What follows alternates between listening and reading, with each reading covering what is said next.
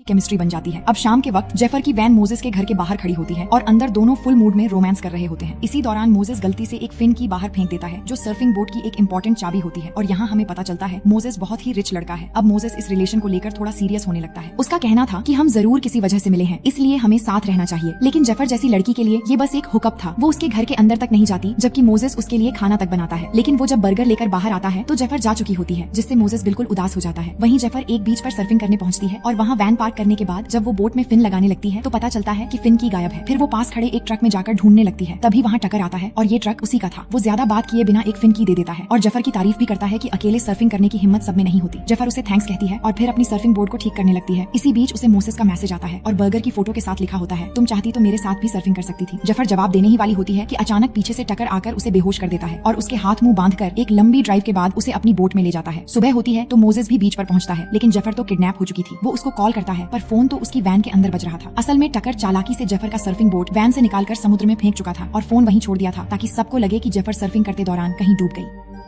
इधर जेफर की आंख खुलती है तो वो खुद को बोट के अंदर एक कमरे में बंधी हुई पाती है और उसके पास वाले बेड पर हैदर भी होती है, जिसे हमने शुरुआत में देखा था। यानी हैदर अब भी जिंदा थी। जेफर डर के मारे चिल्लाने लगती है, लेकिन इस विशाल समुद्र के बीच उनकी मदद के लिए कोई भी नहीं था। हैदर उसे रोते हुए बताती है कि वो खुद काफी समय से यहाँ कैद है। ये सुनकर जेफर और भी परेशान होने लगती है और हथकड़ी खोलने की बहुत कोशिश करती है पर कोई भी फायदा नहीं होता। फिर वो डरते डरते हैदर से पूछती है कि तुम्हें ढूंढने कोई आएगा क्या। हैदर कहती है, मेरे साथ एक लड़का आया था, लेकिन उसके साथ क्या हुआ वो तुम जानना नहीं चाहोगी। जेफर समझ जाती है कि उसका अंजाम यहाँ क्या हुआ होगा। फिर वो भी बताती है कि मुझे भी शायद कोई ढूंढने नहीं आएगा। लेकिन सच तो ये था कि मोसेस अब भी उसके बारे में सोच रहा था। तभी अचानक वो देखता है कि जेफर की वैन को पुलिस उठा के ले जा रही है तो उसे शक होने लगता है कि जेफर कभी अपनी वैन छोड़कर कहीं नहीं जाती, इसलिए वो सीधे पुलिस स्टेशन पहुंचता है। लेकिन वहाँ पुलिस वाला कहता है कि वो तो हमेशा इधर उधर घूमने वाली लड़की है, शायद कहीं और निकल गई होगी। लेकिन मोसेस को यकीन नहीं होता और वो खुद उसे ढूंढने का फैसला करता है। इधर जेफर सारी कोशिशों के बावजूद भी हथकड़ी खोलने में नाकाम रहती है। तभी उसकी नजर हैदर की बिकिनी पर पड़ती है, जिसके अंदर एक पतला सा वायर छिपा रहता है। वो हैदर को अपनी बिकिनी देने के लिए कहती है तो हैदर तुरंत उसे दे देती है। इसके बाद जेफर उसे निकालकर हथकड़ी खोलने की कोशिश करने लगती है, लेकिन तभी टकर ब्रेड और पानी लेकर अंदर आता है। कमरा बहुत गर्म था जिससे दोनों के गले सूख चुके थे, इसलिए हैदर के बाद जेफर भी पानी पी लेती है। इसके बाद वो कुछ देर दोनों को परेशान करता है। उसकी हरकतें देखकर ऐसा लग रहा था कि वो पहले भी ऐसा कर चुका है और उसे ये सब करने में बहुत मजा आता है। फिर टकर वहाँ से जाते ही जेफर फिर से हथकड़ी खोलने लगती है, लेकिन तभी उसे चक्कर आने लगते हैं क्योंकि टकर ने पानी में बेहोशी की दवा मिला रखी थी। जेफर गिर पड़ती है और फिर टकर उसे पकड़ लेता है। जब उसकी आंख खुलती है तो वो बोट के डेक पर एक कुर्सी से बंधी होती है और सामने कैमरा सेट किया हुआ था जिससे टकर सब कुछ रिकॉर्ड करने वाला है। फिर वो अजीब तरह की बातें करने लगता है कि शार्क इस दुनिया की सबसे ताकतवर प्रजाति है और शार्क को ही मैं अपना गॉड मानता हूँ। फिर वो हैदर का थोड़ा बाल काटकर उसे हार्नेस बेल्ट के सहारे पानी के ऊपर लटका देता है। पानी में खून डाला हुआ था जिससे चारों ओर शार्क्स मंडराने लगते हैं। हैदर चिल्लाने लगती है, लेकिन टकर बेरहमी से उसे धीरे धीरे पानी में छोड़ देता है, जिससे शार्क अपना खाना समझकर कुछ ही पलों में उसे खत्म कर डालते हैं। जेफर ये सब देखकर डर के मारे कांप रही होती है और टकर कैमरे में सब कुछ रिकॉर्ड करता रहता है। इसके बाद वो जेफर को फिर से बंद कर देता है, जहाँ वो दीवार पर अपना और हैदर का नाम लिखने लगती है। तभी उसे एहसास होता है कि वहाँ पहले से कई नाम लिखे गए थे, यानी टकर एक ऐसा बेरहम सीरियल किलर है जो अब तक कई लड़कियों को शार्क का खाना बना चुका है। उसके पास कई सारे वीडियो टेप्स का कलेक्शन है जिसमें हर लड़की की आखिरी चीख रिकॉर्ड है। साथ ही उनके बाल भी वो ट्रॉफी की तरह रखता है और अब उसमें हैदर की एक नई टेप भी जुड़ चुकी थी, यानी अगला शिकार जेफर बनने वाली है। फिर अगली सुबह मोसेस को देखते हैं जो अब भी जेफर को ढूंढ रहा था और तभी समुद्र में उसे जेफर का सर्फिंग बोट मिलता है, लेकिन फिर भी उसे यकीन नहीं होता कि जेफर जैसी लड़की डूबकर मर जाएगी। अब रात होते ही टकर फिर से पानी और ब्रेड लेकर कमरे में आता है, लेकिन जेफर गुस्से में लात मारकर सब गिरा देती है और उसे गाली देने लगती है कि तू इस दुनिया का सबसे टॉक्सिक कीड़ा है जिसे बस मासूम लोगों को मारकर मजा आता है। टकर कुछ नहीं बोलता, बस चुपचाप वहाँ से चला जाता है। थोड़ी देर बाद जेफर पास में रखी एक बाल्टी देखकर उसका हैंडल तोड़ लेती है और उससे एक नुकीला हथियार बना लेती है। फिर थोड़ी देर में टकर इंजेक्शन लेकर जैसे ही अंदर जाता है तो जेफर उसके गले पर हमला कर देती है और फटाफट उसकी जेब से चाबी लेकर हथकड़ी खोल लेती है। लेकिन इस बीच अचानक टकर उठकर उसे पकड़ने की कोशिश करता है और भागते भागते उसके पैर में इंजेक्शन लगा देता है, मगर जेफर भागते हुए ऊपर आ जाती है और रेडियो से मदद मांगने की कोशिश करती है, लेकिन कोई रिस्पॉन्स नहीं मिलता और तभी उसे दूर एक बोट दिखाई देती है। वो जोर जोर से चिल्लाती है, लेकिन उस बोट पर पार्टी चल रही थी। इतने में टकर वहाँ भी पहुँच जाता है और उसे पकड़ने की कोशिश करता है। जेफर अपने बचाव में उसका कैमरा उठाती है और फिर उसे पानी में फेंक देती है। इसके बाद वो खुद भी पानी में कूदकर तैरते हुए भागने की कोशिश करती है, लेकिन इंजेक्शन के असर से वो बेहोश होकर डूबने लगती है और तभी टकर उसे खींचकर वापस बोट पर ले जाता है।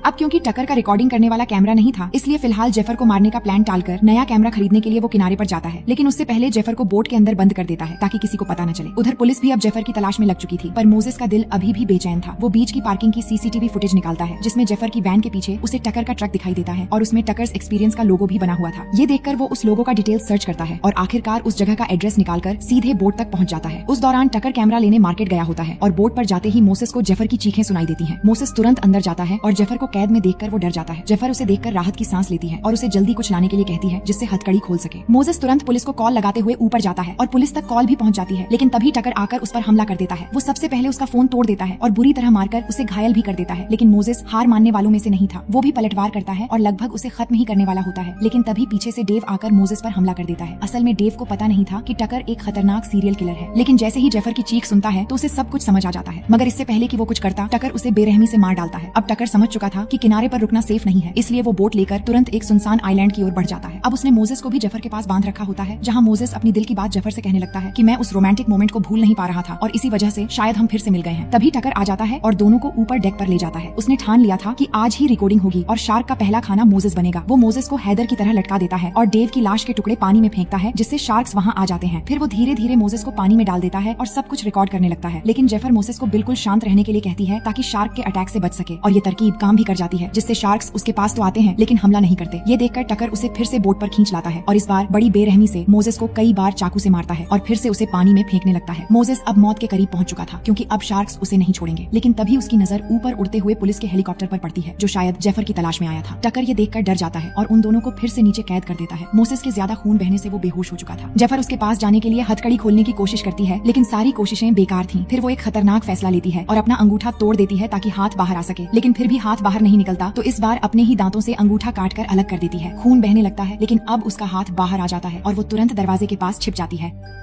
फिर जैसे ही टकर इंजेक्शन लेकर नीचे आता है तो वो उसे वहीं पर बंद करके बाहर से लॉक कर देती है। इसके बाद वो ऊपर आकर बोट का सिस्टम स्टार्ट कर देती है, मगर उस दौरान टकर एक सीक्रेट दरवाजे से बाहर निकलकर सिस्टम बंद कर देता है। अब जेफर के पास सिर्फ एक ही रास्ता बचता है और वो है टकर से लड़कर खुद को बचाना। दोनों में जोरदार लड़ाई शुरू होती है और मौका मिलते ही जेफर पानी में कूद जाती है, क्योंकि उसे सामने एक आइलैंड दिख रहा था जहाँ शादी का रिसेप्शन चल रहा था। वो तैरते हुए उसी तरफ बढ़ने लगती है और कुछ देर में किसी तरह आइलैंड तक पहुँच भी जाती है, लेकिन टकर एक छोटी बोट लेकर उस तक पहुँच जाता है और किसी को पता चलने से पहले उसे पकड़कर बेहोश करके वापस ले आता है। अब टकर समझ चुका था कि उसके लिए असली खतरा मोजेस नहीं बल्कि जेफर है, इसीलिए इस बार वो कुर्सी पर मोजेस को बांधता है और जेफर को लटका देता है। अब वो अपना नया शो रिकॉर्ड करने की तैयारी करता है, लेकिन इसी बीच एक बड़ा शार्क सामने आता है, जिसके आते ही बाकी सारे शार्क्स भाग जाते हैं। टकर भी उसे देखकर हैरान हो जाता है और उसे याद आता है कि ये वही शार्क है जिसने उस पर हमला किया था। इसके बाद वो जेफर को पूरी तरह पानी में छोड़ देता है ताकि शार्क उसे निगल जाए, लेकिन जेफर अपने जख्म को दबाकर बिल्कुल शांत रहती है और तभी वो उस शार्क को देखती है जो बहुत ही बड़ी होती है और उसके शरीर पर बहुत सारे हमलों के निशान थे। शार्क उस पर हमला करने आता है, मगर जेफर किसी तरह खुद को बचा लेती है और पानी से थोड़ा ऊपर आ जाती है, लेकिन तभी टकर उसे डराकर फिर से पानी में गिरा देता है। इसके बाद जेफर हिम्मत करके पानी के नीचे से होते हुए चुपके से दोबारा बोट पर चढ़ जाती है। टकर को लग रहा था कि वो मर चुकी होगी, लेकिन वो धीरे धीरे पीछे से आती है और एक स्पीयर गन लेकर जैसे ही टकर पर हमला करती है तो वो सीधे पानी में गिर जाता है। अब वो अपने ही ट्रैक में फंस जाता है और खुद को बचाने की बहुत कोशिश करता है, लेकिन अब उसे अपने कर्मों का नतीजा भुगतना था। उसके जख्म से निकले खून की वजह से वही शार्क आकर उस पर हमला कर देता है और बहुत ही बुरी तरह उसकी मौत हो जाती है। इसके बाद जेफर बोट के ऊपर जाकर हैंड फ्लेयर से सिग्नल देने लगती है और पास वाले बोट को भी उसकी सिग्नल मिल जाती है। फिर वो मोसेस को होश में लाने की कोशिश करती है, साथ ही उसे डर भी लग रहा था कि शायद मोसेस की जान जा चुकी है, लेकिन वो होश में आ जाता है, जिससे जेफर बहुत खुश होती है और इसी तरह बहुत सारी मुश्किलों के बाद दोनों इस खौफनाक समुद्र से बच निकलते हैं और इसी के साथ ये कहानी यहीं पर खत्म हो जाती है।